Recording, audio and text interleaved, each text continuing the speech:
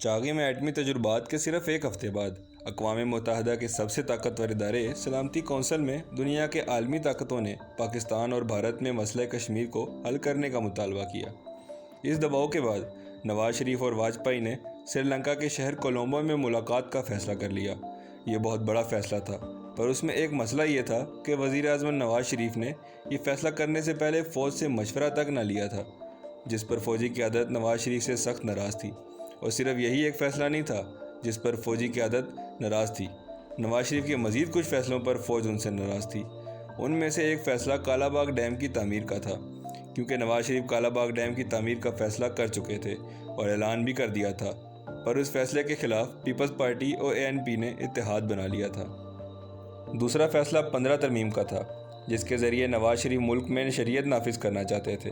نماز کا نظام تو قائم بھی کر دیا گیا تھا، مگر اس کا دوسرا پہلو یہ تھا کہ اس فیصلے کے بعد وزیر اعظم کے اختیارات میں بہت زیادہ اضافہ ہو جاتا۔ یہی وہ 3 فیصلے تھے جن پر فوج کو سخت اختلافات تھے۔ فوج نے نواز شریف کو پیغام بھی پہنچایا تھا کہ وہ ہم سے مشورہ تو کر لیں، پر نواز شریف نے تو کابینہ سے بھی مشورہ تک نہ لیا تھا۔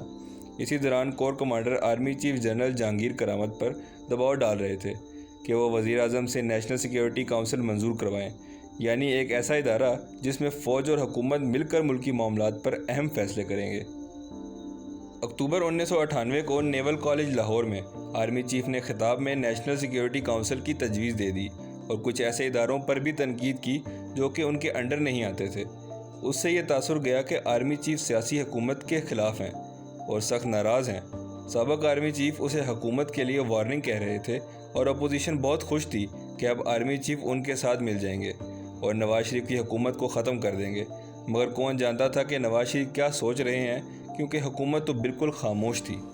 اس بیان کے بعد نواز شریف کی مری میں موجود گورنر ہاؤس میں آرمی چیف سے ملاقات ہوئی۔ نواز شریف آرمی چیف کو ایک کمرے میں لے گئے اور کہا کہ آپ استعفیٰ دے دیں۔ یہ بہت سنگین صورتحال تھی، کیونکہ کبھی کسی وزیر اعظم نے کسی آرمی چیف سے استعفیٰ نہیں لیا تھا۔ اب آرمی چیف کے پاس صرف 2 ہی آپشن تھے کہ یا وہ خود استعفیٰ دے دیں یا وزیر اعظم سے استعفیٰ لے کر اقتدار پر قبضہ کر لیں۔